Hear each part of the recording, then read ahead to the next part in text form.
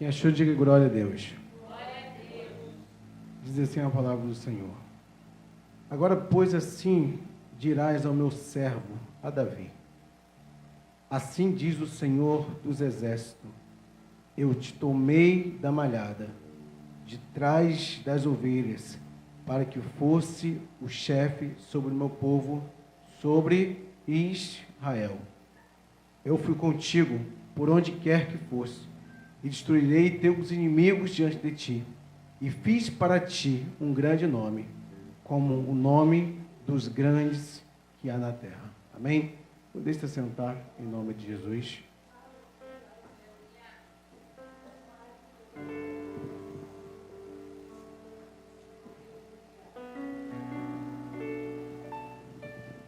Amém, queridos? A gente não prega, a gente tenta pregar, amém? A gente fala aquilo que Deus coloca nos nossos corações. Queria que os irmãos ficassem bem à vontade, com os seus glórias a Deus, com os seus aleluia, amém? Deus é fiel o tempo todo. Nós temos visto Deus fazer grandes coisas, temos observado que o Senhor, Ele, quando nós nos decidimos se colocar diante dEle de uma forma humilde, de uma forma simples, reconhecendo que nós não fazemos nada, mas sim Ele pode fazer, Ele pode mudar, transformar nossas vidas, conseguimos entender que Deus, Ele muda histórias, amém? Quando a gente fala de mudar história, querido, a gente consegue entender que às vezes existe coisas nas nossas vidas, promessas, sonhos, que parece que é impossível, parece que não vai acontecer, parece que as circunstâncias, as situações que a gente tem vivido, nos leva a entender que não tem jeito, mas nós servimos a um Deus Todo-Poderoso, que pode mudar o quadro da nossa história com um estalar de dedo, com a sua voz, com a sua palavra. Quem acredita nisso aqui nessa noite? Amém. Eu também creio que servimos a um Deus desse tipo. Amém? A Bíblia vai dizer, querido, que no passado, quando o casal decidia se unir, formar uma família, montar ali seu patrimônio, a Bíblia vai dizer que quando eles começavam a planejar seu futuro, planejar como seriam os seus dias, talvez sonharem juntos. Sempre que um casal se une, sabemos que após, a maioria das vezes, nem sempre segue-se essa regra. As pessoas pensam em construir, pensam em comprar objetos, coisas para o seu lar. As mulheres, principalmente, gostam de ver sua casa bem arrumada, com tudo no seu devido e perfeito lugar. Quem é que não gosta de ter o melhor, né? E sabemos muito bem que o casal sempre planeja em ter filhos. Muitas vezes se torna até um sonho para alguns. Algumas pessoas sonham em poder ter uma criança em sua casa, correndo, fazendo bagunça, que possa chamar de pai ou de mãe. Isso é um sonho de muitas pessoas, muitos casais que se unem, e alguns até mesmo com esse objetivo. E no passado, e até mesmo hoje, se usava muito a palavra de primogenitura. E a Bíblia vai dizer que havia uma família, a família que um dos filhos, ao nascer, ele nasce com as mãos no calcanhar do seu irmão. Jacó, ele nasce com as mãos agarradas no calcanhar de Esaú. E a Bíblia vai dizer que ali colocaram-se o nome dele por aquela ocasião que ali ocorria. E com o passar do tempo, talvez, por ele ter tido esse nome e ter sido visto por alguns como enganador, como falsificador, talvez ele tenha levado esse peso em suas costas. Mas a Bíblia vai dizer que havia um desejo no coração dele de ser visto não somente pela mãe, mas também pelo seu pai. E houve um dia em que seu irmão Esaú, que era o primogênito, ele decide vender a sua primogenitura para o seu irmão. E a Bíblia vai dizer que ali ele faz algo, talvez, por impulso, ou simplesmente achando que aquilo ali seria um ato que não se consumiria, não iria adiante. E ele decide fazer isso, vender. Quando nós falamos de primogênito, se uma família ele tem 10 filhos, que no passado geralmente era assim, o primogênito ele tinha direito da metade, o restante dividia entre os 10. E ele abre mão daquilo que ele tinha, pelo fato de ter nascido primeiro, por um prato de lentilha. E quando ele cai em si, ele se revolta com aquela situação. E a Bíblia vai dizer, querido, que quando ele se toca daquilo que ele fez, já era tarde, mas... E ali a Bíblia vai dizer que Jacó ele assume. Ou seja, de certa forma ele toma posse daquilo que ele compra, negocia. E quando nós olhamos para nossas vidas, quando nós olhamos para a palavra de Deus, nós vamos observar, querido, que o inimigo das nossas almas, ele não está satisfeito nem um pouco, e nunca vai ficar satisfeito em te ver na presença do Senhor, em te ver buscando ao Senhor, em te ver sentindo a graça do Espírito Santo e a misericórdia de Deus sobre a sua vida. A Bíblia vai dizer que ele teve a oportunidade de estar lá com o Senhor, entre os querubins. Ezequiel vai falar sobre isso. E a Bíblia diz que ele, ao querer ser melhor ou maior que o Senhor, ele é expulso. E quando ele observa que ele perdeu a sua posição, igualmente Esaú, que quando ele observa que ele perde a sua posição, ele fica furioso. E de certa forma nasce uma ira, nasce um furor contra a vida de Jacó. Aí você se pergunta o porquê que o inimigo ele não gosta de você. Porque quando ele estava lá, querido, ele tinha o poder de adorar o Senhor. Quando ele estava lá, ele tinha o poder de sentir o Senhor. Quando ele estava lá, ele tinha o poder de estar próximo, de observar, de ver. E hoje ele não tem mais. E quando ele vê uma igreja como essa, e ele entende que aquilo que era para ele hoje é nosso, ele se revolta, porque hoje você está aqui com liberdade para adorar o nome do Senhor nessa noite, para engrandecer o nome do Senhor. Então eu consigo imaginar um pouco o que Esaú passou.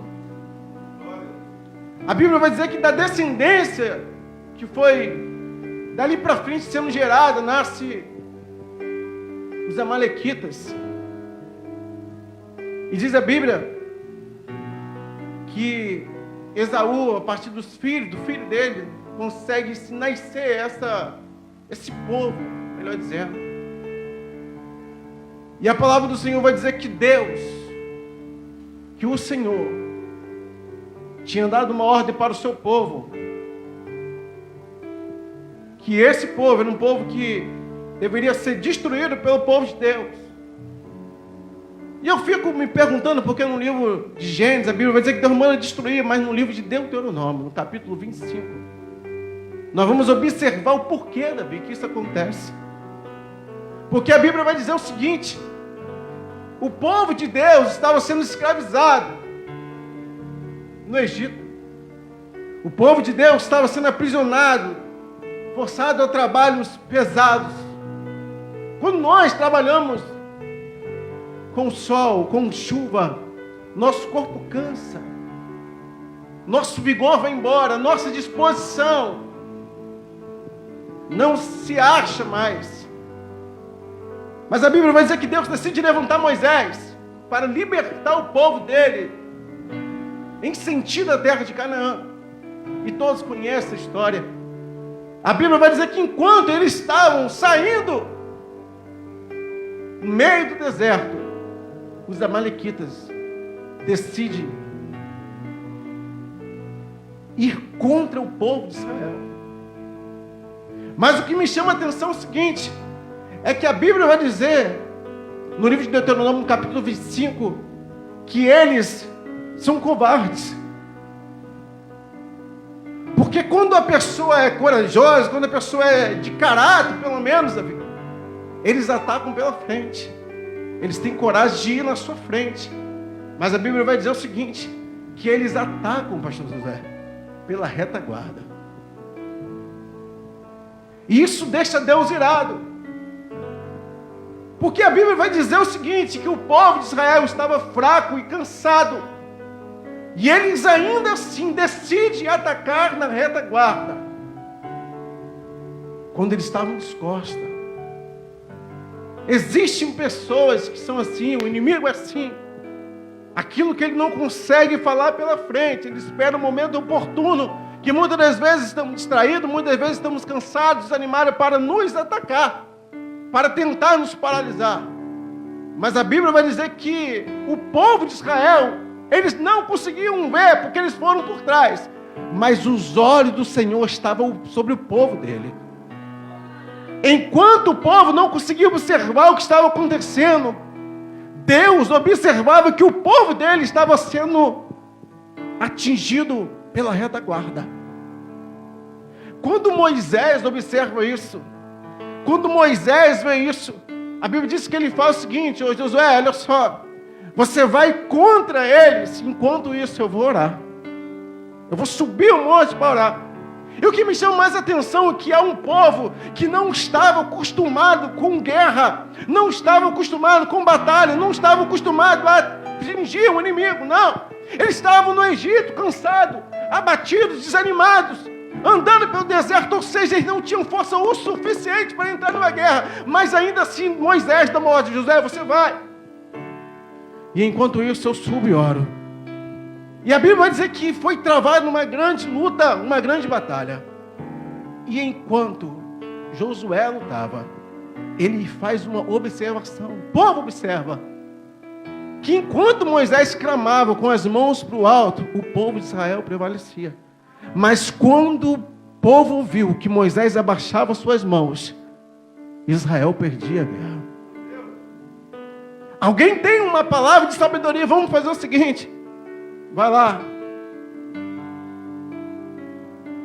sobe eles, Monte Moisés, e o sobe ao monte. Cada um segura de um lado o braço. E ele observa que enquanto as mãos de Moisés estavam por alto, Josué lá embaixo estava vencendo. Mas chega um momento, querido, chega um momento que a Bíblia vai dizer que o braço de Moisés é pesado demais. E eles não conseguem por muito tempo, José, mantê-los em pé. Eles pegam e põem 2 troncos, pode-se dizer, uma pedra embaixo do braço de Moisés, para que ele viesse a ficar de pé, para que Josué viesse a vencer a batalha. E que me lembro muito bem, hoje foi titulado um culto jovem.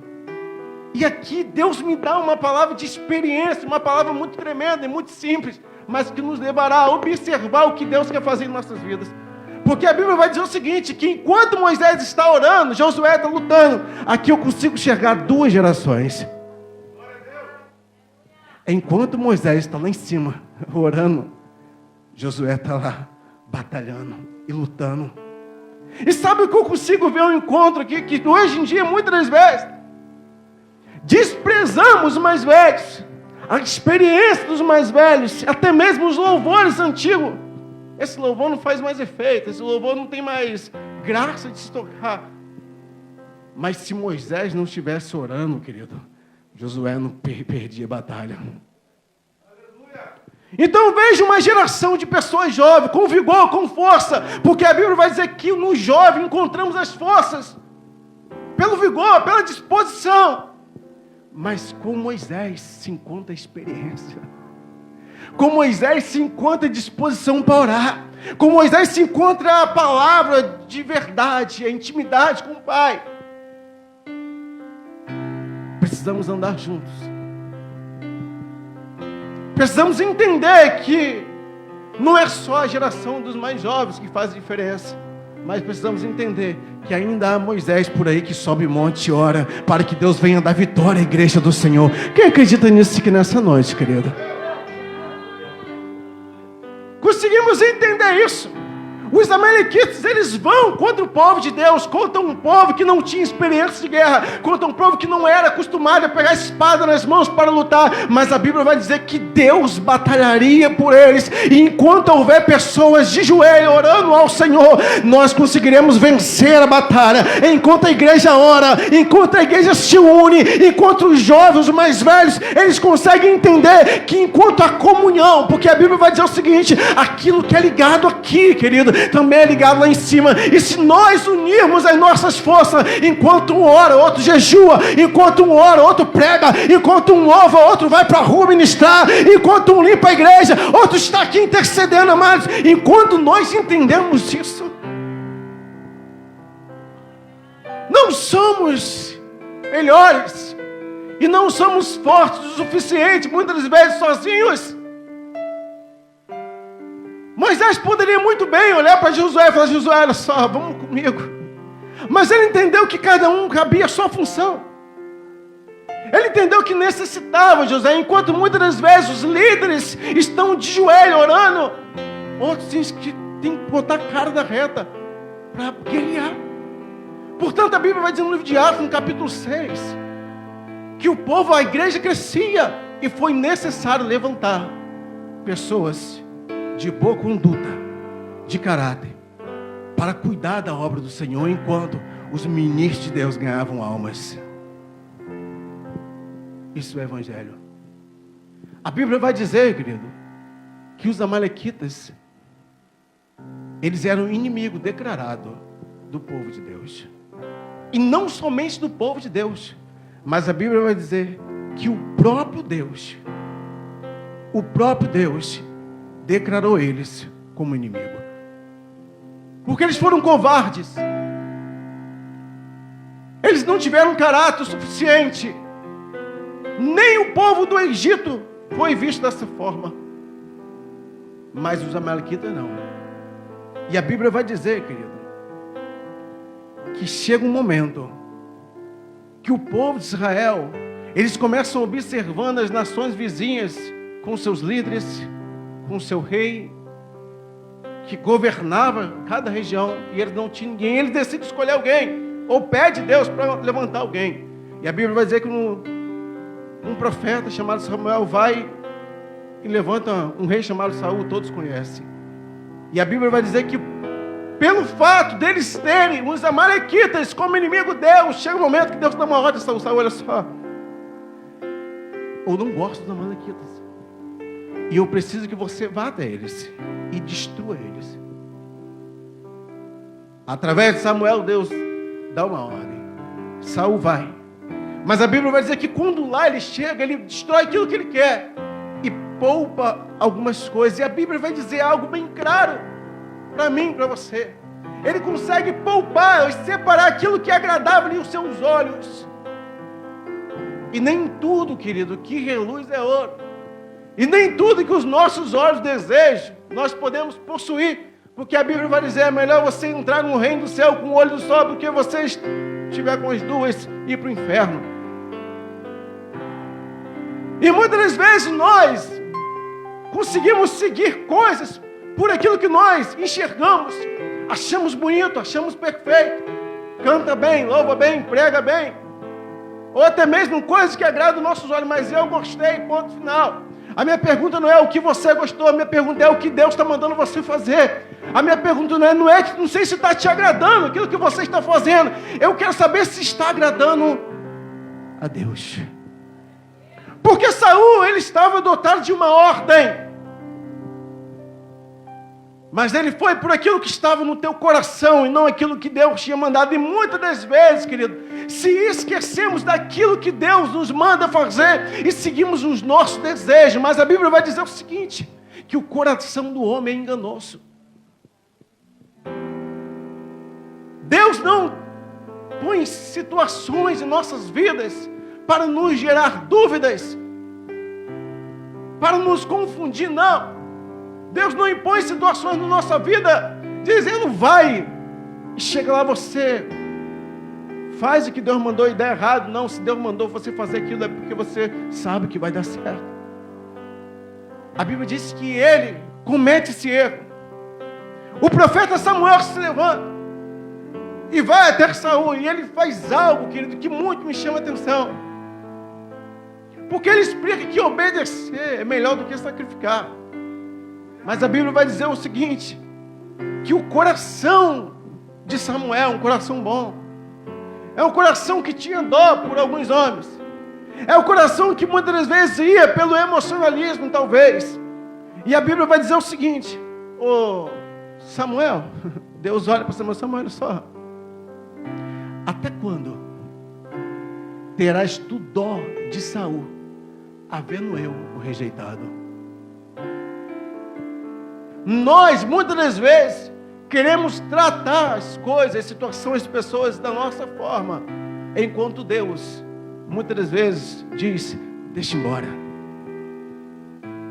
Enquanto Deus diz, já não está mais fazendo aquilo que eu mando, já está fora da minha direção, já não está mais andando conforme eu designei que viesse andar. E nós, muitas das vezes, com o emocionalismo, com o coração, com o amor cheio de compaixão, queremos pegar no colo, queremos cuidar, enquanto Deus está dizendo, deixa aí. Porque, amados, existem situações que você vai falar, que eu vou falar, que o pastor vai falar, mas nós precisamos entender que é Deus que faz a obra e não o homem, que é o Espírito Santo que convence o homem do erro. E existem pessoas que vão quebrar assim o nariz. Existem pessoas que você vai olhar, como que pode? Ela era cristão. E você talvez não entende, porque tal pessoa talvez aos seus olhos era uma bênção, mas aos olhos de Deus, querido, só Deus sabe o que ela fazia quando você não estava perto. E a Bíblia vai dizer o seguinte, que Saul, por se achar talvez, Saul talvez por achar que nunca seria abalado o seu trono, o seu governo, ele cometeu erros que desagradou aos olhos de Deus. Mas uma coisa, querido, é a gente cometer erro, achar que nós não somos substituíveis, achar que nós somos a última laranja do saco, talvez, a última, como diz, a última Coca-Cola do deserto, como os muitos dizem por aí. Não somos substituíveis sim. Quando você não quer, tem outro talvez, querido, que esteja nesse exato momento, aonde ninguém vê, Davi, aonde ninguém consegue enxergar. Enquanto houver Davi por aí, querido,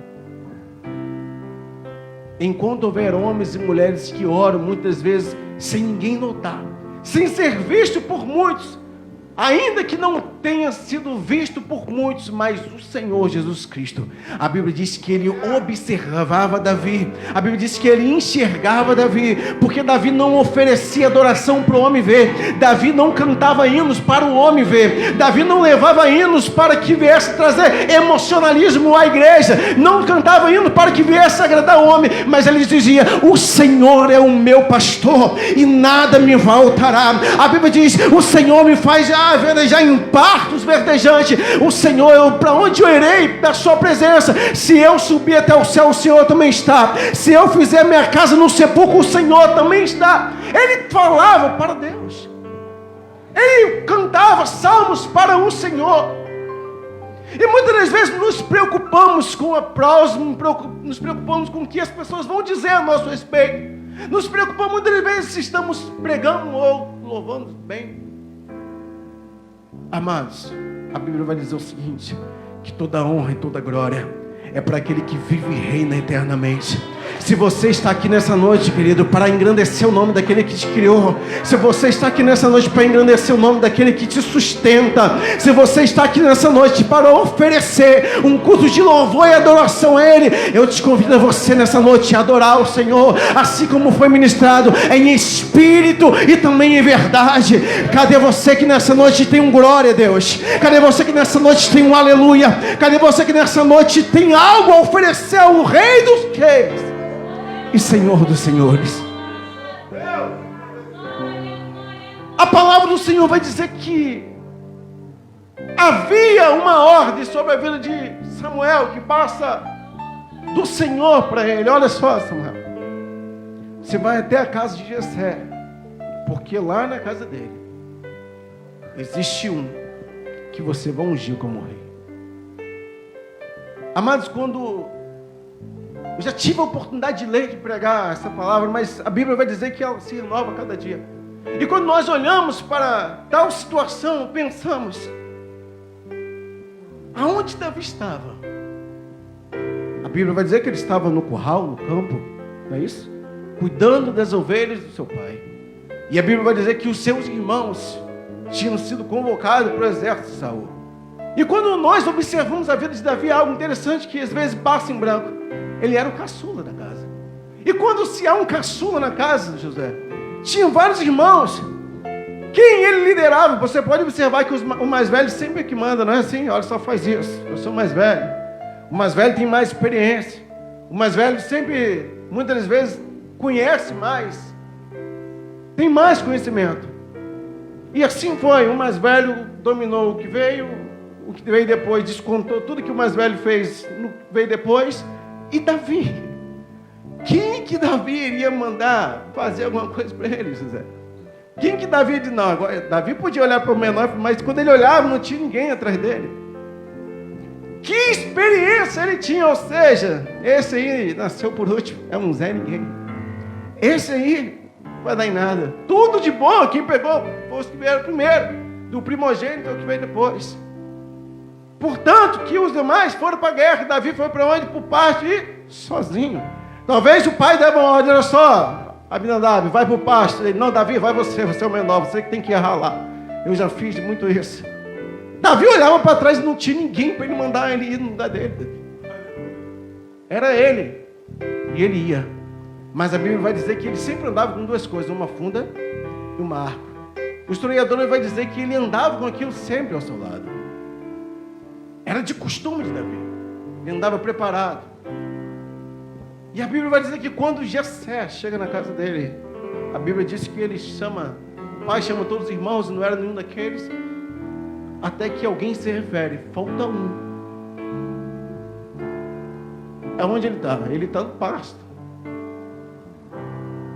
Manda chamar ele. Por quê? Ninguém senta na mesa. Ninguém vai comer, ninguém vai experimentar nada enquanto ele não chegar aqui. E quando eu observo isso, a Bíblia vai dizer que ele chega, Samuel unge ele a rei entre os irmãos e pede que aquilo ali viesse ficar entre eles. E Davi volta para o pasto. Os irmãos vão para a guerra, porque é convocado. Porque lá no meio dos inimigos filisteus havia um homem chamado Golias, que a Bíblia vai dizer que por 40 dias ele ficou afrontando o povo de Israel. E a Bíblia vai dizer que 2 vezes ao dia, imagina, de manhã e de tarde, aquele homem gritando: cadê vocês? Não tem nenhum homem suficiente. Não é vocês que servem ao Deus vivo. Não é vocês que dizem que o Senhor é com vocês. E a Bíblia vai dizer o seguinte: que enquanto os maiorais, enquanto os fortes, enquanto aqueles que eram paparicados estavam na guerra, Davi estava no campo. E de repente, ele talvez cuidando de uma ovelha, limpando fezes da ovelha, talvez sujo, Davi. Porque a Bíblia vai dizer que ele muitas vezes lutou com leão, lutou com urso. A mãe manda chamar: Davi, você tem uma missão hoje. Hoje eu vou te promover, Davi. Talvez Davi olhe e fale assim: agora eu vou ser reconhecido pelos meus pais. Não, Davi, olha só. A sua promoção é, hoje, de dono de curral, de cuidador de ovelha, você vai passar a ser entregador. Você vai passar, se fosse nos dias de hoje, eu diria que talvez Davi seria um motoboy. E a Bíblia vai dizer que ele chama Davi para Davi trabalhar. Imagina o coração daquele menino. Eu lá no pasto. E me chamam para entregar comida para os meus irmãos. Ah, minha vida. Imagina Davi pensando. Um sol de rachar. Ele tem que ir lá no meio do povo de Israel. Lá no meio do exército de Saul. Levar comida para os irmãos dele. A Bíblia diz que ele vai. Mas guarde uma coisa no seu coração. Aos olhos de Davi, aos olhos muitas vezes nossos olhos, existem situações de nossas vidas que parece que nós estamos regredindo. Parece que ao invés de nós andarmos para frente, estamos andando para trás. Parece que ao invés de nós começarmos a crescer, parece que nós estamos diminuindo. Mas a matemática de Deus não é igual à nossa matemática. Com Deus é o contrário. Aquele que se humilha, ele exalta. Aquele que se exalta, ele abate.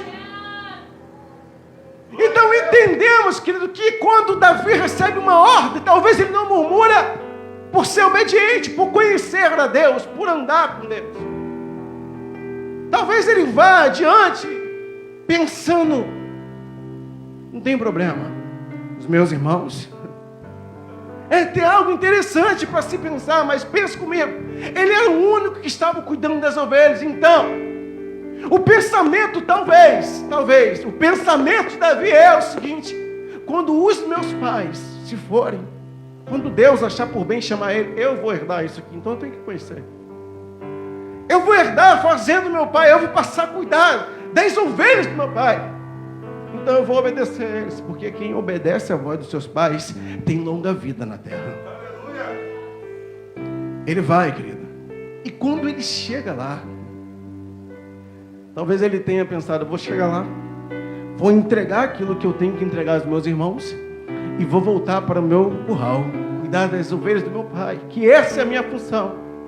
Mas não sabia Davi que a partir daquela caminhada dele, que parecia ser uma caminhada difícil, uma função que não era dele, o curral, querido, estava virando história em sua vida. Cuidar das ovelhas, seu pai no meio do pasto, estava virando algo que ele iria contar para os seus filhos e para os seus netos. Quando ele lá chega, querido, ele consegue ouvir uma voz que dizia: cadê o Deus que vocês servem?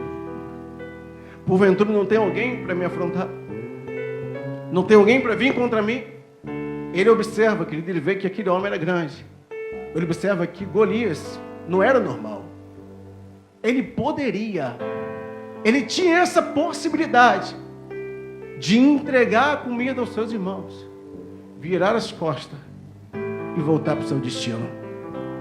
Mas quando nós somos inconformados, querido, quando nós olhamos a situação e nos conformamos, nós nos tornamos igual a todo mundo. Mas quando nós olhamos para a situação e falamos assim: epa, está falando de Deus, está mexendo comigo, porque em mim habita o Espírito Santo. É por isso que Isaías diz: o Espírito do Senhor está sobre mim. Ele entendeu isso, meus amados.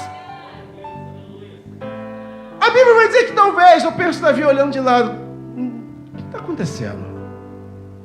Meus irmãos em casa são valentões. Não vivem gritando por aí que é soldado do rei Saul. E ele grita: quem é esse incircunciso?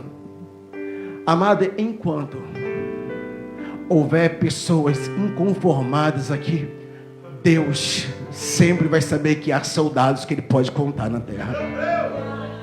Enquanto houver pessoas que olham para a situação e digam: enquanto está todo mundo parado, enquanto ninguém quer ir diante, ninguém quer fazer diferença, eu me coloco diante do Senhor e digo: quem é esse incircunciso que acha que não há Deus em Israel? Davi poderia parar por ali e voltar. Ele poderia se manter onde ele estava, na sua zona de conforto, e esperando apenas herdar a fazenda do seu pai. Ou melhor, talvez uma fazenda com poucas ovelhas. Ele poderia apenas querer aquilo que estava aos seus olhos. Ele poderia apenas se conformar em ter apenas aquilo que o pai dele deixaria para ele. Mas não. Porque havia uma proposta em si. Aquele que conseguir derrotar Golias, esse vai casar com minha filha. Aí eu consigo enxergar que talvez, querido, em alguns momentos de nossas vidas, alguém olha para mim, para você e diz: eu não sei por que você vai para a igreja. Eu não sei por que você insiste nisso. Eu não sei por que você acha que sua vida vai mudar. E eu digo, vai mudar sim, sabe por quê? Porque o meu tempo não é o tempo de Deus. Os planos de Deus não são os meus planos. Uma ida apenas. Uma saída da sua zona de conforto em sentido ao encontro dos seus irmãos. Saul cita, olha só, se alguém destruir ele, tem a mão da minha filha para casar. E no automático, minha filha é princesa, porque Saul era rei. Ou seja, vai fazer parte do meu reinado. Vai começar a tomar conta das minhas coisas. Davi viu a possibilidade ali, não apenas de honrar Deus, mas de também mudar sua história. A Bíblia vai dizer, querido, que aquele homem não se conforma e se oferece a fazer.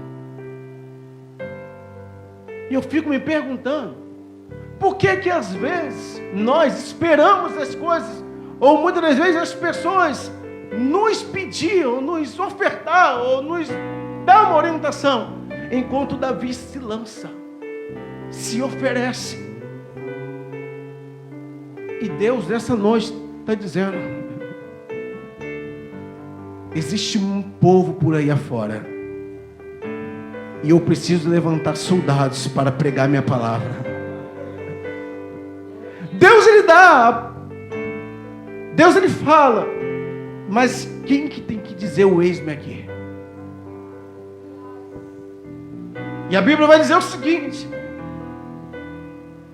que quando Davi se oferece, quando Davi não se conforma com a situação, ainda existem aqueles que não fazem nada. Ainda existem aqueles que estavam com medo. Ainda existem aqueles que não têm disposição. Mas quando você diz que quer fazer, aparece um monte não aparece ninguém para te encorajar. Mas aparece muito para dizer, você não vai conseguir. Não adianta, ele é maior que você. Não adianta, ele é um dos maiores e melhores soldados do povo de Deus.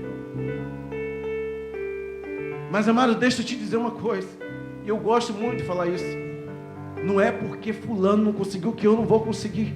Não é porque Beltrano tem medo que eu também tenho que ter medo. Sabe por quê? Porque quando eu entendo que quando Deus quer operar sinais, prodígios e maravilhas através da minha vida, através da sua vida, ninguém pode impedir o agir de Deus. Ninguém pode mudar os planos do Senhor sobre sua vida. Aquilo que Deus tem para você não é para o irmão da direita, não é para o irmão da esquerda, porque Deus te chamou de uma forma diferente.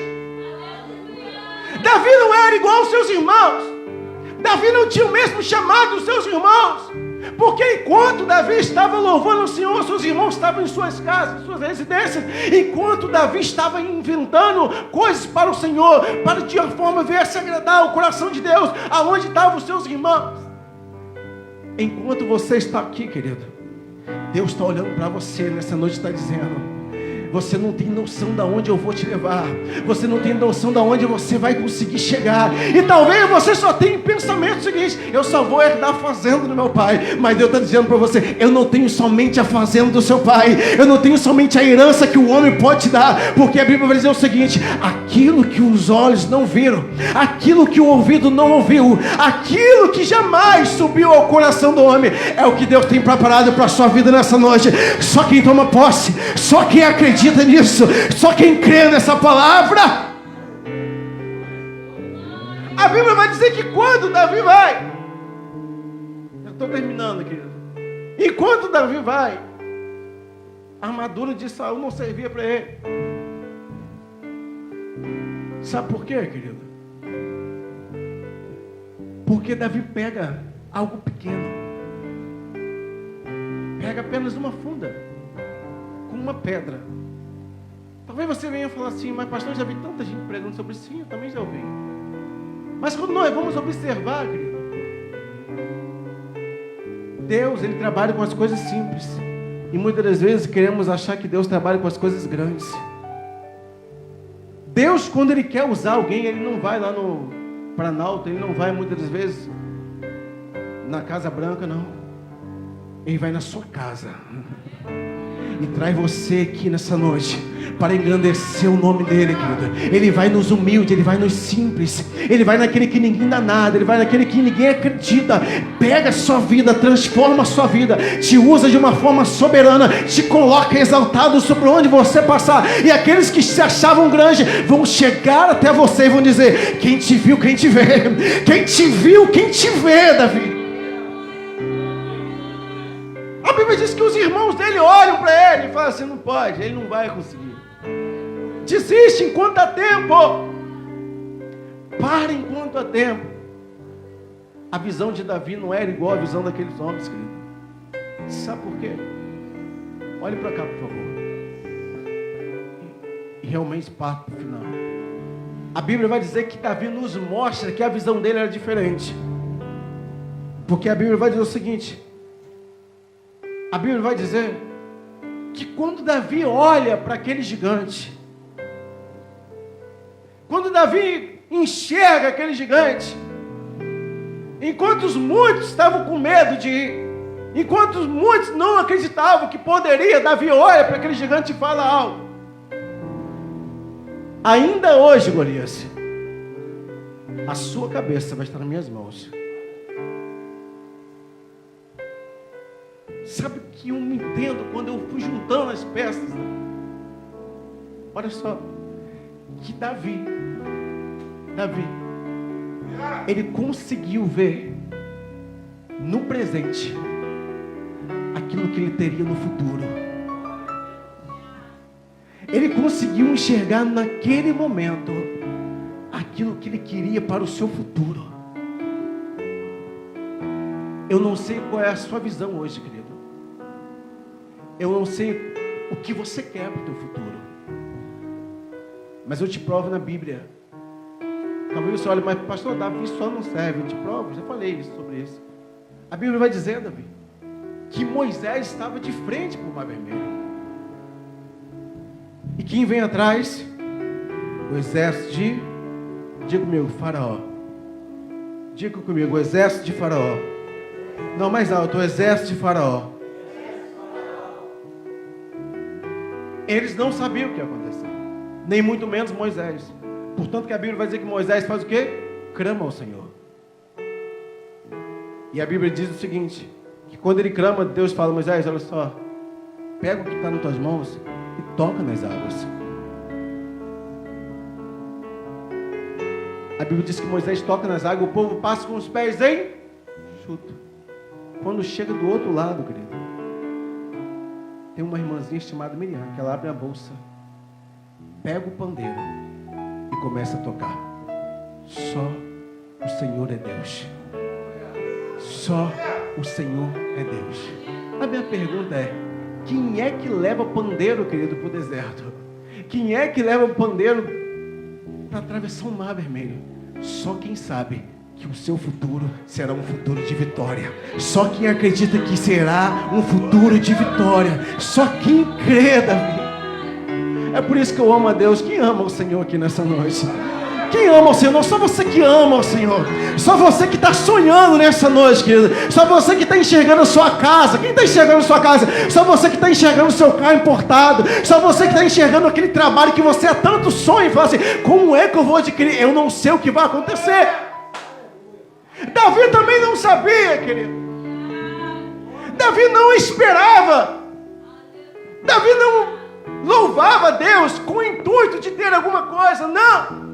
Davi não preparava salmos ao Senhor com o intuito de ser rei. Não. Mas o que Deus tinha para ele não era para ser apenas cuidador de ovelhas. O que Deus tinha para Davi era a cadeira do trono, era o palácio. O que Deus tem para você, querido, vai muito além do que você possa imaginar. Os planos do Senhor sobre a tua vida são maiores e melhores do que os seus. Só você que acredita nisso, querido. Eu quero que você levante as suas mãos nessa noite. Eu quero que você dê o seu melhor glória. Só quem sente a presença de Deus aqui nessa noite. Só quem está sentindo ela, eu estou sentindo a graça do Espírito Santo, sabe? Uma unção diferente está derramada sobre a sua vida nessa noite. Você não veio aqui em vão, jovem. Você não veio aqui em vão. O Senhor vai te levar em lugares altos.